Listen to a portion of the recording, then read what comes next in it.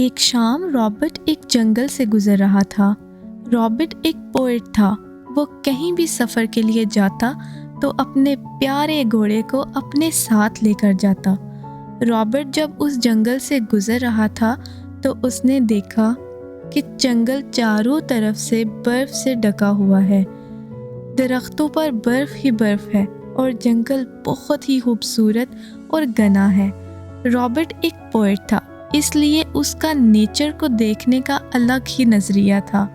Robert ہمیشہ اپنی poetry میں نیچر کی خوبصورتی کے بارے میں بات کرتا تھا۔ اس کی آنکھیں یہ نظارہ دیکھ کر بھر ہی نہیں رہی تھیں۔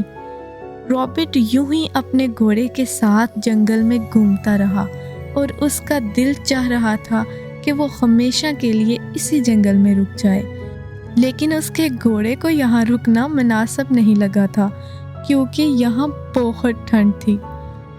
رابرٹ گھنٹوں تک اس جنگل کی خوبصورتی کو دیکھتا رہا اور وہ اس جنگل کو دیکھتے دیکھتے پوئٹری لکھنے لگا۔